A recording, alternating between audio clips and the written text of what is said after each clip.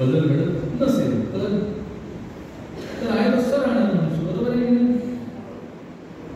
चहा घेतला बुद्धी निर्णय देईना, म्हणजे निर्णय देते पण म्हणायचं धाडस होत नाही, असं ते काही वेळा होतं ना. सो अभिप्रेत आहे मी त्याच्याबरोबर असण्याने मला समजलं पाहिजे. माझं समजणे हे माझ्या मित्राच्या बरोबर राहण्याचं फलित आहे, किंवा मित्राला समजणे हे माझ्या बरोबर राहण्याचं त्याचं फलित आहे. ही संगती एकमेकांना वृद्धी करण्यासाठी आहे. आता काही वेळा मैत्री अशी होते की ह्याचा त्याच्याशी काही संबंध नसतो, कुठल्याच बाबतीत तरी मैत्री होते, प्रेम जडतं. उदाहरणार्थ पुत्र आहे की जडतं का प्रेम? झोपले बघितलं ना, भिक्षेला फिरतो ना, खरंच ते केल्याने देशाटन का म्हणतात. मुलाला घ्यावं तसं कुत्र्याला खांद्यावर घेतलेलं होतं, घेतात ना, बघितलं. मी म्हणतात माणसाचे दिवस आहे तसेच आहेत, कुत्र्यांचे बदलले. आता त्यांचे फार मोठे डॉक्टर इथे बसलेले बापडसाहेब, त्यांच्या सौगुणी इथे आलेले आहेत. त्या वर्ग घेतात रत्नागिरीला लहान मुलांचा, ते सगळं स्पॉन्सर ते करतात आणि आपण एकदम साधारणचे वर्ग घेतो. त्यांचं मोठं हॉस्पिटल आहे या संदर्भात. म्हणजे माणसाने कुत्र्याची केलेली जवळीक त्यांच्या हॉस्पिटलच्या वृद्धीचं कारण आहे इनडायरेक्टली. पण हे खरं आहे, this is a fact, so we will accept the fact. मुद्दा काय आहे, आता मला सांगा कुत्र्याचं आणि आपली एक समानता होऊ शकते का? काय नो मीन्स होणार नाहीये कधीच. पण माझ्यामुळे कुत्र्याची सगळी परिस्थिती बदलते की नाही? सगळी परिस्थिती बदलते. तसं त्याच्या संगतीत आपलं होतं. आलं लक्षात? पटलं? माझं आणि देवाचं कसं सत्य होईल मला सांगा बरं, होईल का? By no means. आपण त्याच्या कुठल्याही अंगाने जवळ नाही आहोत का? आपण अल्प आहोत, तो विशाल आहे. आपण अज्ञ आहोत, तो सर्वज्ञ आहे. आपण अल्पशक्तिमान आहोत, तो सर्वशक्तिमान आहे. तरीही तो आपल्याला जवळ करतो आणि आपली परिस्थिती बदलून जाते. तुलसीदासांचा एक छान दोहा आहे, तुलसी तुलसी सब कहे, तुलसी बन की घास. तुलसी तुळस, तुलसी तुलसी सब कहे, तुलसी बन की घास. भई कृपा रघुनाथ की तो बन गए तुलसीदास. ही त्याच्या जवळीकीने, म्हणजे ती माझं कर्तृत्व कमी आहे, त्याची कृपा मला जवळीक साधून देते. बालक कुत्र्याचं पिल्लू रस्त्यावर बघितलं, 100 जण बघतात, एखादं उचलत होते, अरे विचार ते कसं राहणार, घरी घेऊन जाते. सो ते जे कालपर्यंत उपाशी अनवाणी हे कसे राहत, कुत्र्याचे दूध पण येतात तर ते म्हणजे मला अनवाणी म्हटल्यानंतर मला स्ट्राईक झालं. मला म्हणायचं होतं की स्वीकार, पण तिथे नुसतं एक नसतं, ते 2 अंकांनी चालतं. It is to way traffic. कुत्रा स्वीकारतो हा माझा स्वामी आहे आणि तो स्वामी स्वीकारतो हे माझा पाळीव प्राणी आहे. जोपर्यंत मी त्याला तवास्म इति याचते असं म्हणत नाही, तोपर्यंत तो मला स्वीकारत नाही, मी त्याला स्वीकारत नाही. There is no two way traffic. एकदा का त्याने मला स्वीकारलं आणि मी त्याच्यासमोर जाऊन त्याचा मी स्वीकार केला, हा माझा स्वामी आहे, की सगळं विश्व बदलून जातं. बदलतं की नाही? उदाहरण दिलं लवकर समजतं. कुत्र लॉयल असतं, कुत्र लॉयल असतं. ते एकदा का एकाकडे गेलं की जनरल त्याच्याचकडे जातं. प्रामाणिक असं मृदर्म आहे, प्रामाणिक. मांजर तसं नसतं, प्रामाणिक असतं. आता मला जर त्याने माझा स्वीकार करायला हवा असेल ना, तर मला सोमवारपासून शनिवारपर्यंत एकाच कडे जायला पाहिजे. कळलं? नाही कळलं? कळलं?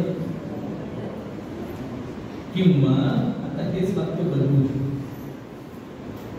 सोमवारपासून शनिवारपर्यंत, रविवारपासून शनिवारपर्यंत मी कुठेही गेलो तरी मला एकच स्वामी दिसला पाहिजे. आता हे वाक्य बरोबर म्हणून पांडुरंगासमोर समर्थ उभे राहिले आणि ते विचारतात, येथे का रे उभा? विठोबा श्रीराम. राईट? माता राम आणि विठ्ठल वेगळे रूप बदललं, पण समर्थ म्हणतानाच ते म्हणतात कारण सत्य दुसरा दिसतच नाही. इथे समर्थांच्या वैजापनाशी छान उभ्या आहेत. कालबराचा हा समाज सत्य भक्ती, समर्थांनी नवविधा भक्तीचे इतकं छान निरूपण केलेलं आहे. त्या भक्तीमध्ये नेमकं काय सांगायचंय, काय साधायचंय आणि परिणती कशा, हे व्यवस्थित सांगतात. समर्थ म्हणतात देवाच्या सत्यत्वाप्रमाणे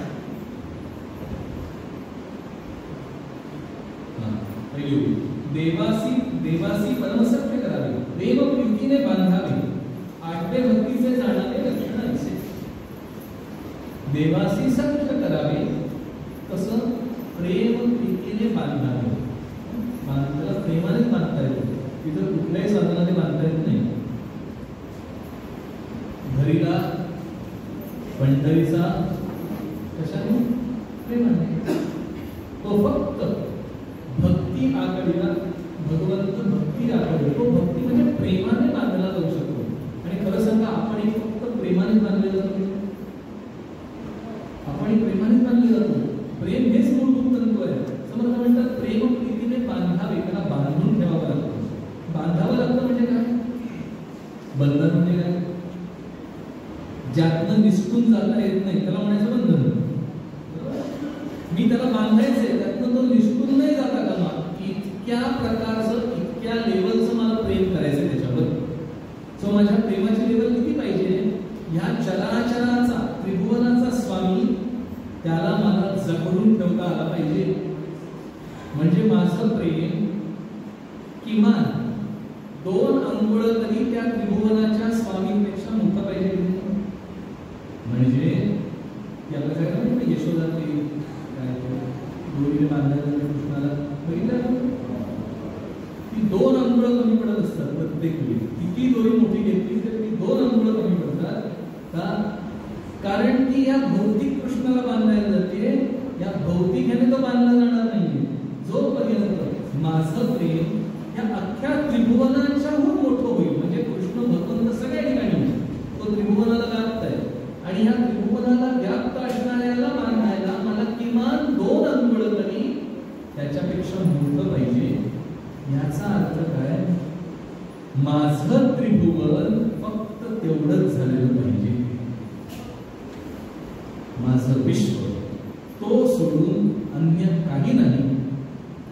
आपलं प्रत्येकाचा विश्वास असतो, प्रत्येक जण आपला विश्वास असतो की नाही? आता तुम्हाला सांगतो, प्रत्येक जण फोनवर बोलत असतं की नाही? 10 जण एकत्र आहेत आणि फोनवर बोलत आहेत, ते सगळे एकत्र असतात पण स्वतंत्र विश्वास असतात की नाही? त्यांचा एकमेकांची काडीमात्र संबंध नसतो. म्हणजे काय?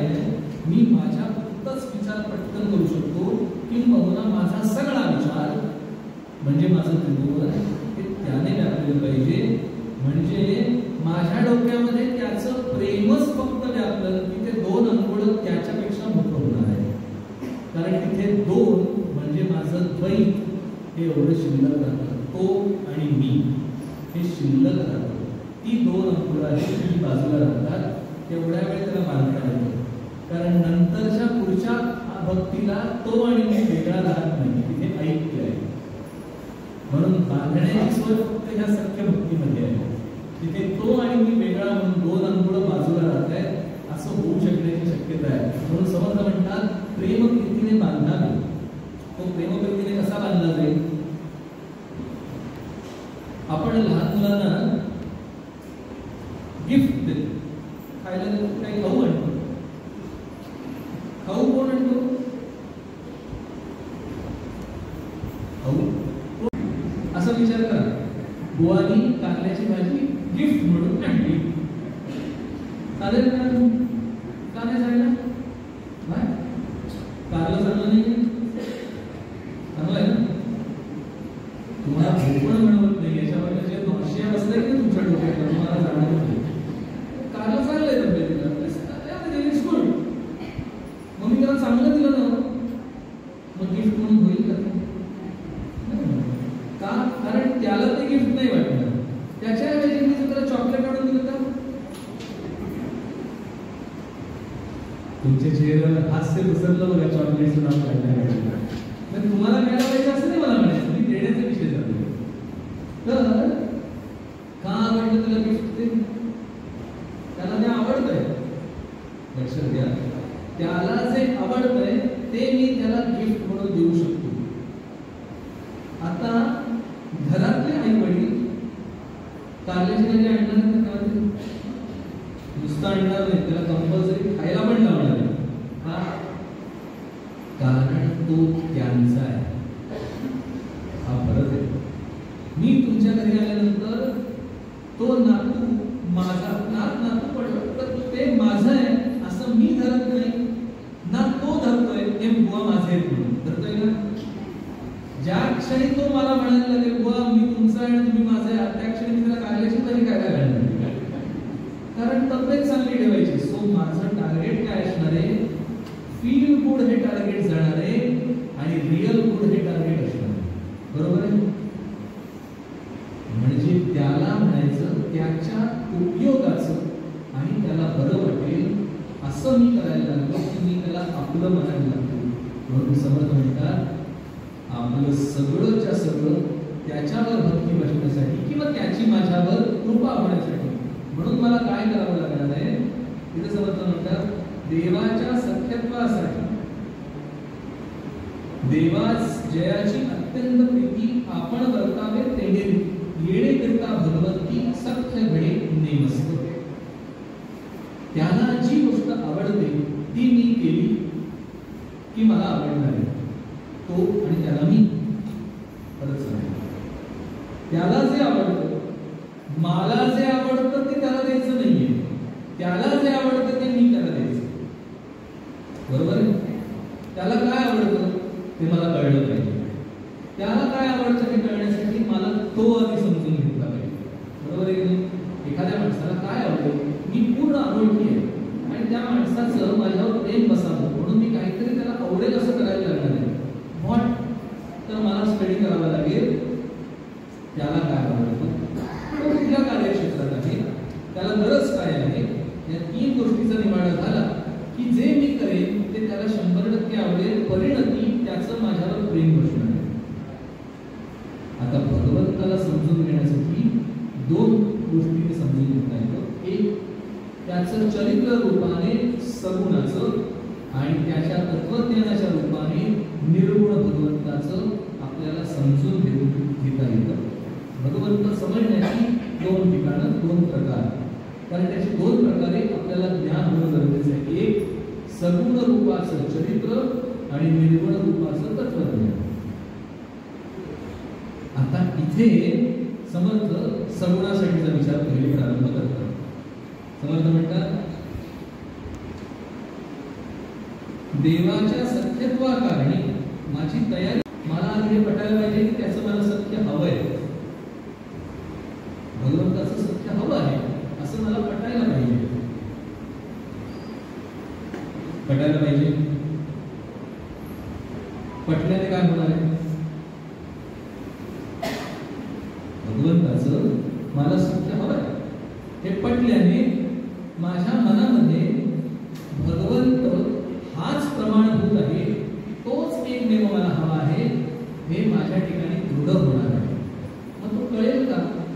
कळेल. मला ते समजून घेता येईल का? समजून घेता येईल. कसं समजता येईल? समर्थ उपाय सांगतात सगुणाचे आधारे निर्गुण बाबीचे निर्धारे. आपल्याला सगुणाचा आधार आहे, मी सगुणाच्याच आधाराने निर्गुणापर्यंत जाऊ शकतो. Coming back to the point, मग सगुण कसा आहे तो, त्याला काय आवडतं त्याप्रमाणे मी जर वागायला लागलो तर माझं सत्य घडणार आहे.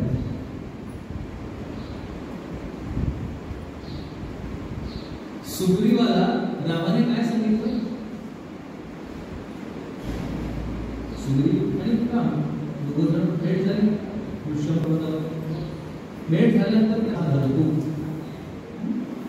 का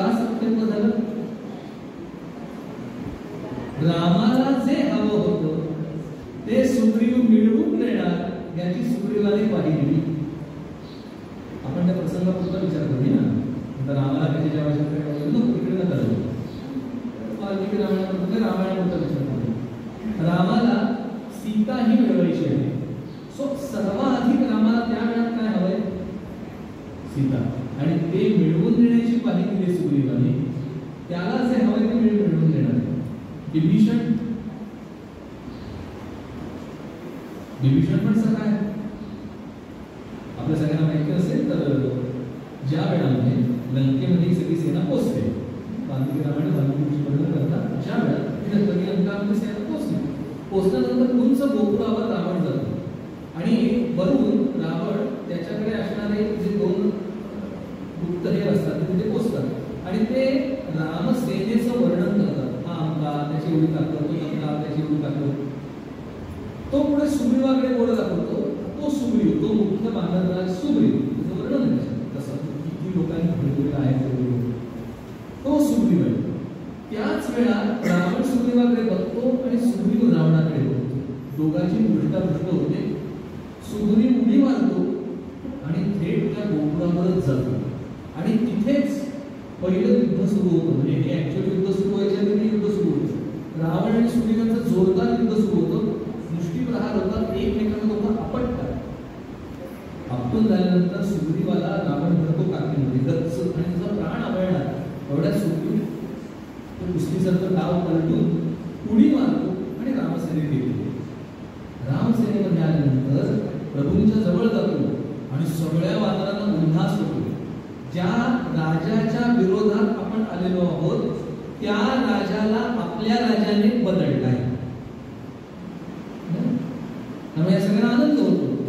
प्रभू त्याची कानउघडणी करतात. हे जे तू केलंस ते साफ चुकलं. आणि त्याच्या पुढे त्यांचं वाक्य आहे ते खूप वाक्य महत्वाचं आहे. त्यातील रिलेटेड हे म्हणतात, सुग्रीवा, जर समजा तू आत्ता तिथे गतप्राण झाला असतास किंवा तुला बंदी बनवलं असतं तर मला तिथूनच परत जावं लागलं असतं. मग मला लक्ष्मण आणि सीतेशी काही कार्य नव्हतं, कारण तू माझा सखा आहेस असं प्रभू सुग्रीवाला सांगतायत. म्हणजे सख्याचं किती महत्व आहे.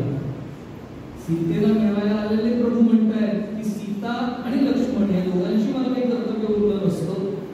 इतकं महत्व आहे सख्यत्वाचं. पण ते केव्हा? जेव्हा सुग्रीव हा विचार करत नाही की मला तो पकडेल का माझा प्राण जाईल. रामासाठी मी प्राण देणार आणि माझा प्राण त्या सत्यत्वासाठी मी ओवाळून करणार. इतकी जेव्हा स्थिती येते त्याला म्हणायचं सत्य, अतिशय सत्य, जवळीक, शेवटचं. म्हणून या भक्तीला विशेष करून ही सत्य भक्ती, ही सगुणाच्या साठीची, सगुणाच्या दृष्टीने जवळीक साधण्याची सर्वात शेवटचं टोक सांगितलेलं आहे. तर अंतिम लास्ट याच्या पुढे निर्गुणाचा प्रांत सुरू होतो. इथे सत्यत्व हे सगुणासाठीच एकदम लास्ट होतं. किती सत्य असावं? सत्य म्हणजे काय? आपल्या सगळ्यांना समर्थांच्या संदर्भातील अज्ञानाची गोष्ट माहिती असेल, कदाचित माहिती नसेल मी सांगतो. थोडक्यात समर्थ एकदा वर्णन करत होते काशीचं आणि गंगेचं. आता समर्थ गंगेचं महात्म्य वर्णन करतात. सगळ्या ऐकणाऱ्याला असं शिष्यमंडळाला वाटलं आपण गंगेला जावंच, लगेच आता गंगेला जाऊया, कारण वर्णनच समर्थ करतायत. प्रभाव पडल्यानंतर सगळ्यांनी ठरवलं गंगेकडे जायचं. आता सगळे जण शिष्यमंडळी मिळून समर्थांना येऊन सांगणार. शिष्य हुशार, त्यांना माहिती आहे समर्थ पहिला प्रश्न काय करणार, म्हणून त्याची तरतूद आधीच करून ठेवली. सगळेजण गेले समर्थांकडे आणि समर्थांनी सांगितलं महाराज आपण गंगेला जाऊ, काशीला जाऊ. समर्थांनी विचारलं रामाची पूजा कोण करणार? तेव्हा त्याने सांगितलं अज्ञान नावाचा जो शिष्य आहे तो तयार आहे. तिथून अज्ञानाकडे गेले आणि सांगितलं समर्थ म्हणतायत तू इथे थांब. आता अज्ञान म्हणते तुझी आज्ञा, समर्थ म्हणते शिष्य तयार आहे. सो ओके, समर्थांनी त्याला दिनचर्या घालून दिली. समर्थ शिष्यमंडळी सगळ्यांना गेले, काशीला गेले. आता रोज हा उठतोय, सकाळच्या वेळेला काकडाआरती वगैरे झाली कारण जरी पूजा जरी नैवेद्य दाखवायची वेळ आली तेव्हा नैवेद्य दाखवण्याची आजही प्रथा अशी की मंदिर दरवाजे बंद केले जातात आणि आत नैवेद्य प्रभूंना अर्पण केला जातो. प्रभूंना नैवेद्य आत अर्पण करत असताना बाहेरून कळत नाही आत काय चाललंय आणि त्यामुळे अज्ञानाला माहिती नाही. अज्ञान आहे त्याचं नाव सुद्धा अज्ञान ठेवलं. तर त्या अज्ञानाला माहिती नाही काय बाबा नैवेद्य हा जेव्हा अज्ञान दाखवतोय तेव्हा प्रभू खाईच ना, म्हणजे ती जो विग्रह आहे ते खाई ना. आता प्रभूंना नैवेद्य दाखवल्याशिवाय तू जेवायचं नाहीस ही समर्थांची आज्ञा डोक्यात बसलेली होती. नैवेद्य दाखवलं प्रभू जेवले नाही म्हणून हा उपाशी. असे 8 दिवस गेले. 8 दिवस हे लहान पोर जेवलंच नाही का तर माझे प्रभू जेवलेले नाही आणि दिनचर्या रोजची चालू आहे. याला म्हणायचं उपासना. दिनचर्या चालू आहे. आता शेवट तो गेला प्रभूंच्या इथे आणि म्हणाला माझा आता प्राण जाणार प्रभू, मी आता इथे माझं डोकं आपटतो आणि इथे प्राण सोडतो पण मला आता तुझी सेवा करणं होत नाही. आणि मला समर्थांनी सांगितलंय सेवा होणं हे महत्वाचं, नाहीतर देह पडला तरी चालेल. सो आता देह पाडतो नाही म्हणून जोपर्यंत डोकं आपटलं त्यावेळी प्रभूंनी झेललं. प्रभूंनी दर्शन दिलं, आशीर्वाद दिला, झालं. आता त्याने काय केलं दुसऱ्या दिवशीपासून कथेप्रमाणे दुसऱ्या दिवशीपासून रोज सकाळी उठला, काकडावरती केली, नैवेद्य दाखवायची वेळ आली तेव्हा त्यांना प्रभू 8 दिवस त्रास दिला तसा आता त्रास दिला. नैवेद्य दाखवला की लगेच या जेव्हा, म्हणजे मी लगेच मी पण जेवेल, तुमचं झालं की मला जेवायचं, मला भूक लागली. 8 दिवस असे गेले आणि एक दिवस काकडावरतीला घडी आलाच नाही. मग लक्ष्मण गेला, मारुती गेला, आमचं गेलं, मग प्रभू गेले स्वतः उठवायला.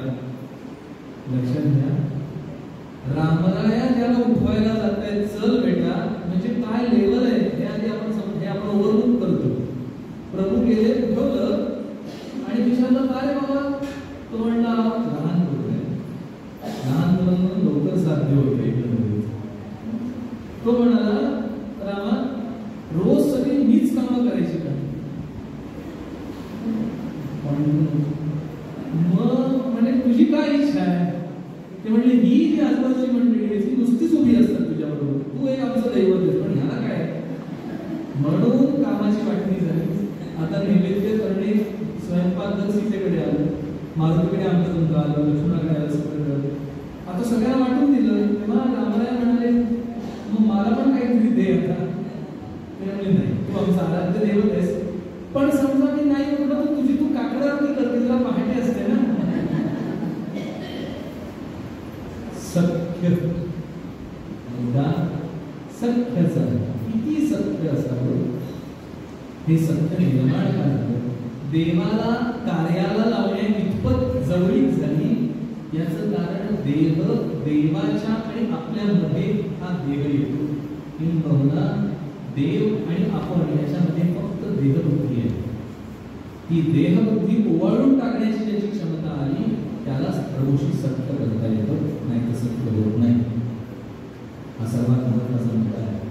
पुढची कथा आहे भाग्य सांगू, मला माहिती तुम्ही हो म्हणणारच आहे. म्हणजे सगळ्यांना आम्हाला कामाला लावलंय त्यापेक्षा काही प्रभूंना कामाला लावलंय. काय चाललंय एक दिवस काय भाग्य होतं त्याचं. सकाळ संध्याकाळ एकदा सीतामाईंच्या हातचं खातोय आहे की नाही. तर झालं जेवण रात्रीच्या वेळी दुसऱ्या दिवशीच्या वेळी सीतामाईंनी काला केला. म्हणजे आदल्या दिवशी रात्रीच्या भाकऱ्या उरलेल्या असतात त्यांचा काला दुसऱ्या दिवशी करायचा. आता टाकून द्यायचं नाही म्हणून सीतामाईंनी काला केला. तो काला बघितला आणि लागला रडायला. प्रभू म्हणाले आता काय झालं का रडतो? ते म्हणले हा काला बघून मला समर्थांची आठवण आली, कारण समर्थांना काला आवडते. बरं म्हणजे आता जाऊ दे, समर्थ लांब आहे तो पुढे सुरुवात करेल. काय झालं नाही समर्थांना काला आवडते. मग म्हणणं काय हा काला समर्थांना नाहीच आहे. म्हणले हे कसं शक्य आहे, समर्थ कुठे तू कुठे? काही बोलला नाही, फक्त मला तिकडे बघितलं.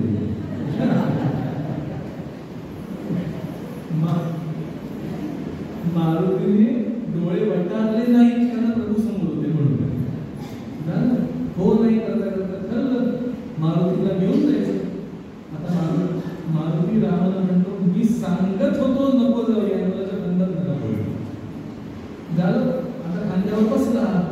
निघायच्या आधी सांगितलं लक्षात ठेव काहीही कर, पण मी तुला इथे आणलं हे समर्थांना सांगू नको.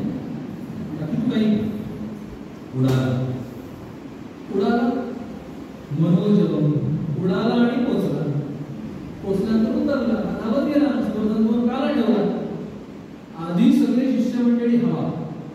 ते म्हणले हा आला कसा इथे? समर्थ म्हणले आला कसा तू इथे? ते म्हणते जाऊ तुम्ही काला का काला घेऊन घ्या. काला सगळा ठरला समर्थ आणि म्हणले आलास कसा? निघालास कधी? म्हणलं आत्ता. आलास कधी? आत्ता. आणलं कोणी? ते म्हणले मला सांगितलं नाही म्हणून सांगितलं. अरे आणलं कोणी? म्हणजे सांगायला नाही म्हणून सांगितलंय, पण बोर्ड दाखवू नको असं सांगितलं नाहीये. आणि बोर्ड दाखवलं. तिथे उभे होते मारुतीला, पण दिसले फक्त समर्थांना, इतर कोणाला दिसले नाही. गेले दंडवत घातला समर्थांना. ते म्हणाले, मारुतीला म्हणाले माझं सोडा, रामाला पण कामाला लावले तिथे, लवकर या परत. परत उडाला आणि इथे सेवा सुरू झाली. समर्थांना दाखवायचं होतं गंगेचं स्नान हे सद्गुरु कृपेच्या गंगेच्या स्नानाच्या पुढे नाही. त्याची कृपा भगवंत आणि त्याची सेवा हे सर्वोत्तम आहे. कारण ह्या सेवेने जे धुतलं जाणार आहे ना, ते इतर कशानेच धुतलं जाणार नाही. पण ती सेवा कशी? निरलस निरंकार होऊन. त्याने देहाला जेवण नाहीये. विचार करा, लहान म्हणून 8 दिवस आपल्याला एक वेळ जेवण, आज एकादशी आहे ना, आज एकादशी जेवण नाही. जेवण झालं ना? खरं सांगतो पोट म्हणेल एखाद्या त्या मुलाने जेवणाचं सॅक्रिफाईस केलं, तो जेवला नाही. इतपत ज्याची बुद्धिमत्ता झालेली आहे, म्हणजे त्याचा निश्चय किती आहे बघा. राम जेवल्याशिवाय मी जेवणार नाही, देह पडला तरी चालेल, ह्याला म्हणायचं सत्य. देह वळून टाकायचा आहे, त्याच्याशिवाय सत्य होणारच नाहीये. इतकं सत्य झालं तेव्हा प्रभू निर्माण झाले, प्रभू प्रकट झाले. देवाच्या सत्यत्वासाठी पडाव्या जीवलनासी तुटी सर्व अर्पावे सेवटी प्राण तोही वेचावा, त्याला म्हणायचं सत्य. किती सत्य! अर्जुन आणि कृष्णाचं पराकाष्ठेचं सत्य होतं, अतिशय जवळीक आहे. लक्षात घ्या, त्रिभुवनाचा मालक अर्जुनाचे घोडे धुतोय, त्यांना चारा घालतोय, आहे ना? आहे ना? बरोबर आहे ना? का करतोय तो? प्रेम प्रीतीने बांधावे. अर्जुनाने बांधला होता. पण काही वेळा हे अहंकारात रूपांतरित होऊन त्याला चालत नाही. भगवंताला ना भक्ताच्या ठिकाणी झालेला अहंकार अजिबात सहन होत नाही, तो बाकी सगळं सहन करतो. एक गोष्ट सांगतो तुला याच्यावर, बरे वाटतं गोष्ट आहे का? बाकी सगळ्या कशाच्या गोष्टी छान वाटते. एकदा काय झालं, पांडव वनवासात आणि द्रौपदीने आठवण काढली कृष्णाची. कृष्णा अरे अशी अशी अडचण आहे, दुर्वास ऋषी आलेले, काय प्रगट होईल ना, फार मोठी अडचण आहे. दुर्वास ऋषी कोप हा सर्वात वाईट सांगितलं. ऋषींचा कोप अतिशय वाईट, म्हणजे जे तपश्चर्या करतात, साधना करतात, त्यांचा कोप वाईट आहे. जशी त्यांची कृपा चांगली तशी त्यांचा कोप वाईट. तो दुतर्फा फेकतो आहे. मुद्दा दुर्वास ऋषी आलेले आहे, काय करायचं? प्रगट होईना कृष्ण. तिने सांगितलं युधिष्ठिराने मनातल्या स्मरण केलं, तो स्मर्तुगामी आहे, स्मरण केल्याने प्रगट होतो. नाही झाला. अर्जुन सगळं बघत होता. अर्जुन म्हणाला तो माझा सखा आहे, तुमचा नाही. त्याने केलं स्मरण आणि नाही आला कृष्ण. अर्जुनाला पश्चात म्हणजे जो खरं मोठा अहंकार लोकांना मी सर्वात जास्त लागतो. मला कळलं नाही हे दुसऱ्याला कळलं की सर्वात वाईट वाटतं. कळलं काय? मला कळलं नाही हे दुसऱ्याला नाही कळलं. बरोबर आहे की ते वाईट असतं. सो अर्जुनाने केला प्रयत्न आणि नाही झाला प्रगट. आता फार वाईट वाटलं. नकुल सहदेव फार वाईट, कोणी स्मरण केलं, भगवंत येईना. भीम कामात होता काहीतरी, बरोबर मीटिंगला भरली. भीमाने विचारलं, अरे कृष्ण येत नाहीये, कृष्ण हवाय कशाला हे त्यांनी विचारलंच नाही. कृष्ण येत नाही तर ठीक आहे बोलवा तुम्ही. त्याने गदा उंच भिरकावली बसली आणि सांगितलं, कृष्णा गदा माझ्या डोक्यावर पडणार आहे, त्याच्या आत ये. गदा झेलायलाच कृष्ण हसला. वरच्यावर झेली, काय काम आहे माहित नाही मला, त्यांना विचारलं. सिंपल सरळ. भीमाने विचारलंच नाही कृष्ण कशाला हवाय, काय काम पडलंय, मी नाही का करू शकत, नथिंग डुइंग. मोठा भाऊ युधिष्ठिराने सांगितलं कृष्ण हवाय. भगवंताला सरळपणा आवडतो. सख्यासाठी माणूस सरळ लागतो. अज्ञानाच्या गोष्टीला आपण बघितलं, तो सरळ आहे. त्याने धरलं हा प्रभू जेवणार आहे. आपण धरतो का? आपल्या घरातल्या नैवेद्याच्या वाट्या पण लहान असतात की नाही? खरं आहे की नाही? बघा प्रामाणिक, माझ्या पण घरात लहान असतात. प्रामाणिक आपण मान्य करू. देवाला दूध दाखवायचं, किती दाखवतो? लिटरभर. कारण कशाला तो जेवणार नाहीच आहे. आपण गृहीतच धरलंय, आपला स्टार्ट पॉइंटच तो आहे की देव नाहीच आहे इथे. कसं शक्य व्हावं? तो तिथे आहे, तो पूजा करताना आहे असं मला धरायला पाहिजे. तिथून सुरुवात होते. म्हणून अर्चनभक्ती अलीकडे, सत्यभक्ती सर्वात शेवटी ठेवलेली आहे. त्याचं कारण तिथपर्यंत आपण पोहोचूच शकत नाही. भगवंत आहे असं आपण गृहीत धरतो का? खरं सांगा, भगवंत आहे आपण गृहीत धरतो का? तुम्हाला हो म्हणावं की नाही म्हणावं असा जो काही प्रश्न पडलाय ना, मी सांगतो काय वाटतं ते. भगवंत आहे पण तो आमच्याकडे बघत नाहीये. बरोबर आहे? भगवंत माझ्याकडे बघतोय असं वाटतंय का आपल्याला? माहिती असणं वेगळं आणि वाटणं वेगळं. बरोबर आहे? म्हणून तर आपण पाप करतोय. मी खोटं बोलतो की नाही? आपण खोटं बोलतो. तुम्ही इथे जाता खोटं बोलताय काय? आपण खोटं बोलतो असं आपण गृहीत धरूया. पण काही वेळा बोलतो, चांगल्यासाठी बोलत असतो. पण खोटं बोलताना मला हे गृहीत धरायला होतं का की भगवंत माझ्याकडे आता बघतोय? नाही. भगवंत आहे, तो माझ्या जवळ आहे याची माझ्याच ठिकाणी भावना नाही. आणि इथपर्यंत जाण्यासाठी म्हणून श्रवणातून सुरुवात होते. श्रवण होते पहिली का इथून सुरुवात होते. I need to understand. मला पहिले फक्त समजून घ्यायला पाहिजे तो आहे. अज्ञानाने गृहीत धरलं भगवंत इथे आहे आणि तो जेवणार आहे. मग तिथे सत्य निर्माण करायला सुरुवात होते. त्याने अर्चन केली, त्याने उपासना केली, त्याने भगवंताचं नाव घेतलं. त्या सगळ्या करत करत पाहिल्या, शेवटी तो आला. आता तू पाहिजेस भगवंता. भीमाने गदावर फेकली, तू ये नाहीतर मी काही गदा अडवणार नाही. दोन्ही ठिकाणी एक वस्तू कॉमन आहे, देहाचं ओवाळून टाकायला दोघेही तयार आहे. देहाचं सत्यत्व नाही. देहाचं सत्यत्व जाऊन जातं तेव्हा ईश्वराशी सत्यत्व जडतं. देहाचं सत्यत्व जातं तेव्हाच ईश्वराशी सत्यत्व जडतं. देहाचं सत्यत्व आहे तोपर्यंत तो आपल्याशी सत्य करत नाही. म्हणून सखा मानवा भगवंत, माता पिता गण गोत्र विद्या लक्ष्मी धन चित्त सर्वही परमात्मा. सगळं काही तोच, फक्त तोच. इतकं जेव्हा मी करेन माझ्या जीवनात त्याच्याशिवाय दुसरे कशाला स्थानच नाही. आपण वेगवेगळे प्रयोग करा, प्रायोरिटाईज करा. सगळ्या वस्तू आपल्या घरातल्या बरी घ्या. बरी होते पूर्ण नाही, रजिस्टरच लागेल. आणि घरातल्या सगळ्या वस्तू लिहून काढा. लिहून काढल्यानंतर त्याच्या बाजूला लिहा ही वस्तू मी किती वेळा वापरली, त्याच्याप्रमाणे ती प्रायोरिटाईज करा. ही वस्तू मी 2 वर्षात वापरलीच नाही. आधी कित्येक वस्तू अशा असणार की त्या आठवणार पण नाही आहेत की नाही? खरं बोला. मला माहिती पण नाही, त्यामुळे स्मरण पण नाही. आता मला सांगा, तुमच्या घरात तुम्हाला आठवत नसलेली वस्तू समजा तुमच्या घरातल्या मुलाला तुम्ही देऊन टाकली, तुम्हाला दुःख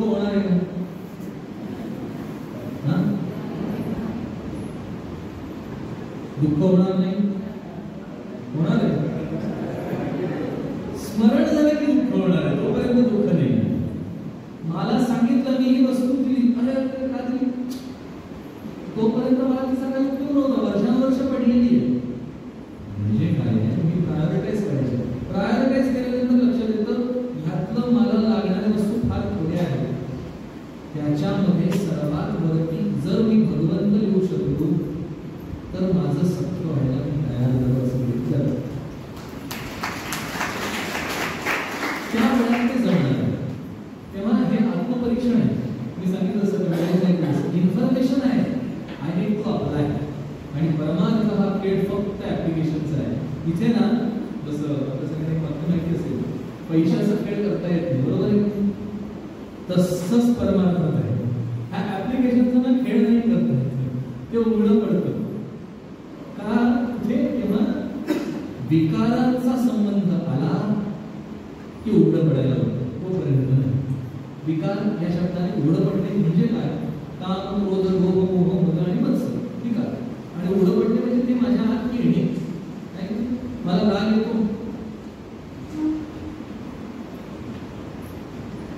राग येतो, मला राग आलेला दिसतो विचारला, मला राग येतो, मला लोभ वाटतो, मला मोह पडतो, एव्हरीथिंग हॅपन्स. आणि मी त्या विकारांमध्ये वाहत जातो. सुरुवात कुठून होते, विकारांमध्ये वाहणं माझं बंद होतं. दिस इज द स्टार्ट. विकारांमध्ये वाहत जाणं. मला राग ज्या गोष्टीला पूर्वी येत होता त्या गोष्टीबद्दल मला आता राग येत नाहीसा झाला. दिस इज स्टार्ट. आता मला जेवढ्या गोष्टींबद्दल राग येत होता त्याच्यापेक्षा खूप कमी गोष्टींबद्दल राग यायला लागला. आता मी पुढे पुढे चाललो परमार्थामध्ये. आता मला कुठल्याही गोष्टीचा कन्सर्नच नाही. मी भगवंताच्या फार जवळ पोचलो, इथे सत्य झालं, अन्यथा सत्य नाही. म्हणून समर्थ आपल्याला सांगतात माता पिता गणगोत लक्ष्मी वित्त सर्वही परमात्मा तोच एक, ते सर्वात मोठं धन आहे. ह्या धनाचा ह्याचा मी स्वीकार करायला हवा. समर्थ म्हणतात जर समजा मला इतकी जवळीक सख्य साधायला जर जमलं तर त्या परमात्म्याची आपल्यावर कृपा होते की तो आपल्याला सखा धरायला लागतो. तुलसीदासांचा अर्थ खूप आहे, त्याचा शेवट असा आहे, एक बार मुख से कहो यह तुलसी है तेरा. एकदा मुखाने म्हण की तो माझा आहेस. त्याने मला माझं म्हणणं आणि मी त्याला माझं म्हणणं, याच्यात फरक आहे का? फरक आहे, डेफिनेटली फरक आहे.